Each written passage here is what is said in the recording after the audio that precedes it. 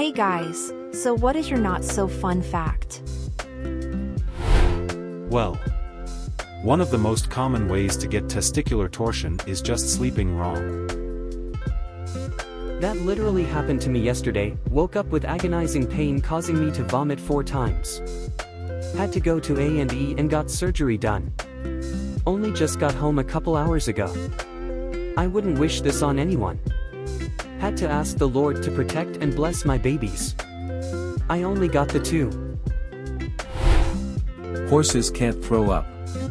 If they need to throw up, they'll die. Horses are basically designed to die at a moment's notice with little to no warning. Their colons basically go down to the bottom of their pelvis, then straight up to their anus, so the poop has to travel this incredibly awkward angle to get out. If they get impacted for any reason and can't poop, they can colic and die. If they get tummy bubbles, they can colic and die. If they eat something that disagrees with them, they can colic and die.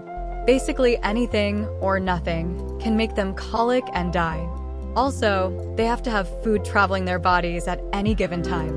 They are designed to colic and die, and yet most of the time they don't. What amazing hard-body terrestrial equestrians. There is a condition in which damaged tissue is replaced by bone. People with this condition are slowly consumed by their own skeleton and have to choose which position they want to spend the rest of their life in after a certain point. I have an aunt with this condition, and she's exceeded every doctor's estimate and understanding of survival with this disease. Edit. She tries her best, but it's hard when she has FOP from literal bone ossification. Andy was a goose who was born without feet on a farm in Nebraska. He was disabled for the first 2 years of his life, until an inventor called Gene Flemings heard about his disability and decided to create a new method of movement for him. He initially tried to teach Andy to ride a skateboard, but eventually settled on teaching the goose to walk in baby-sized sneakers. Since Gene worked with a local charity for disabled children, Andy became a role model and even caught the eyes of the media, with Nike offering a lifetime supply of shoes, and the pair featuring on The Tonight Show with Johnny Carson. Andy disappeared on October 19, 1991, and was later found with his head and wings torn off. The perpetrator was never found. There was an update in the new apparently. According to former Chamber of Commerce President Don Reynolds, police identified the killer but did not reveal their identity to the public. A recent call to former Chamber of Commerce President Don Reynolds confirmed this. About 2 years after the murder, someone from the sheriff's department called and said, "Well, we found out who did it, but we can't tell you, and we don't want to have any news release about it," he said over the phone. The department, he said, had told him that Andy's killer was somebody that was not responsible, suggesting that they were perhaps mentally disabled or otherwise not in control of their actions. Butterflies prefer blood, sweat, and tears to pollen and nectar. R.I.P. to all those with the round bazongos and big diabetes, a real-life walking vore's dream. Butterflies will literally land on someone who was sweaty before but is now dry. Then do the pee-pee on you to dissolve your sweat, and then turn around and lick it up to get that sweet, sweet pee-pee salt. There's a serial killer in my state. Bodies have been found dumped in the same way in the same spot a few miles south of me. It's not been reported to the news at all, but there's public police reports that all describe the same thing. People go about their daily lives in the surrounding neighborhoods and even hike in the park every day. None of them have a clue or something close to a hint that tells them they could stumble upon a body in those woods. About a third of murders are never solved in the U.S. That's more than 6,000 a year. FBI estimates are 25 to 50 active serial killers currently. Personally, I think they are underestimating. When bedbugs do the nighty-night dance, the male stabs his barbed, thorny ding-dong directly through the female, piercing her organs. I mean, after all, where do you think the writer for Alien vs. Predators got their inspiration from? Also, just an FYI, they don't even have to do this.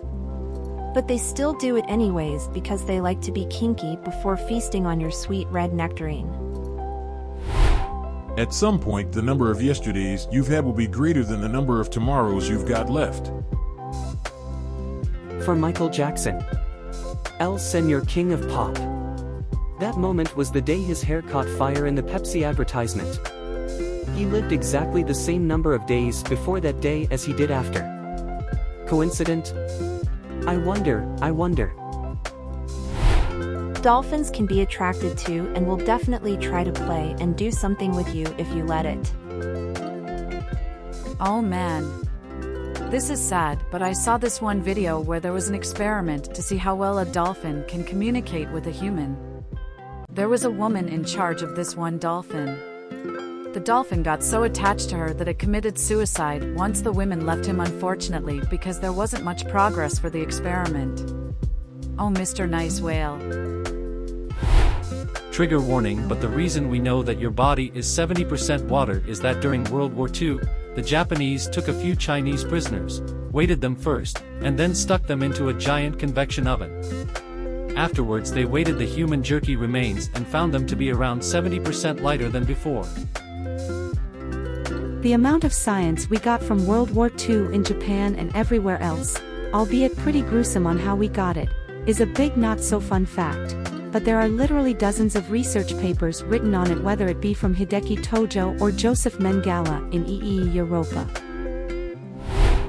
There is a whale called 52 Blue that only sings at their frequency, meaning it can't communicate with other whales. It is nicknamed the loneliest whale on the planet. He say me so lonely. Literally all these crazy facts, but how did this one make me the most sad? Judith Barcy, the girl who played Ducky in the classic cartoon dinosaur movie, Land Before Time, was shot in the head by her own father after years of abuse at his hands.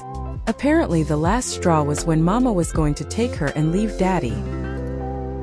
Also, her and her mother were killed in July of 1988. Land Before Time was released posthumously November 1988.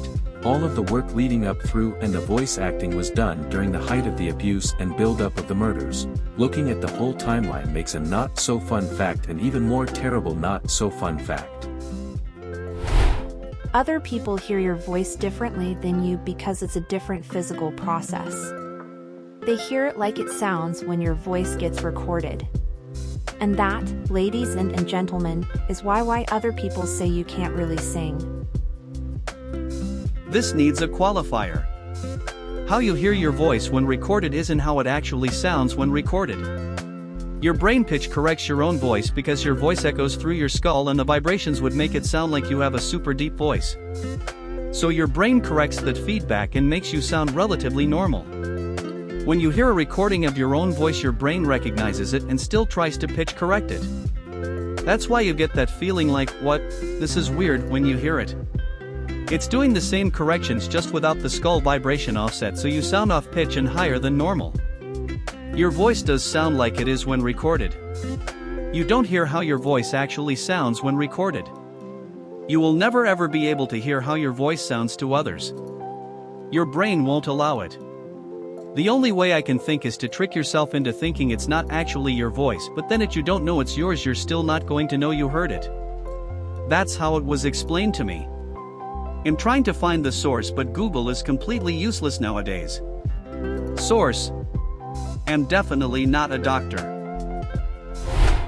There's probably a chance you've passed by a murderer, at least one in your life. Considering I grew up in a Sicilian family and around Sicilians, I'm pretty certain that's accurate. I ain't childish, but my name sure is Gambino. Female hyenas have pseudo-PP rods that they give birth through. Think of it like a flycatcher. Disclaimer. Do not look this up. You forgot to mention it has a chance of it breaking and killing her. Literally devil babies growing inside of the mamas that try to also kill the brothers and sisters because apparently only the strong survive OVO. Chemically, it's much easier to detect carbon than it is to detect oxygen. A consequence of this fact is that when you feel an urge to breathe, what your body is really doing is alerting you to a buildup of carbon dioxide in your blood, not an absence of oxygen. This means if you were to replace the air around you with 100% nitrogen, your body wouldn't even notice. It wouldn't warn you, because it would no longer be producing carbon dioxide. You would just get sleepy and never wake up. Edit to add, as of January 2024, Alabama has begun using this as an execution method for the death punishment. Man, they sure is crazy down there in Bama. Forrest gonna have to start a walk for change or something. Actually, just get sleepy isn't quite right. Some people do, others break into laughing fits. People who work in environments where they may encounter oxygen deprivation often train in controlled oxygen-deprived environments to experience how their body reacts to the situation. This allows them to more easily recognize their own symptoms. On average, 22 veterans a day commit suicide. The military is a career with one of the highest suicide rates. Whale carcasses can explode. Y'all know why. And y'all sure do know it gonna be stinking. The US ICBM detection system can accurately identify a missile launch in about a minute. Russia claims that it has a comparable system. However, US intelligence believes that the Russian system is far less reliable and can falsely identify mundane objects and occurrences as a missile launch. Additionally, once a nuclear launch has been detected, correctly or not, a civilization-ending retaliation can be initiated and unavoidable in under an hour. Short version, we are never more than 60 minutes away from a misidentified weather balloon leading to human extinction. Ain't that some donkey doo-doo? Living a healthy lifestyle, eating right and exercising buys you the slowest rate of death possible, at best. I work with the elderly and a 95-year-old woman mumbled that, "This is what I get for being healthy. I'm still stuck here, baby. When will the Lord show me the light?"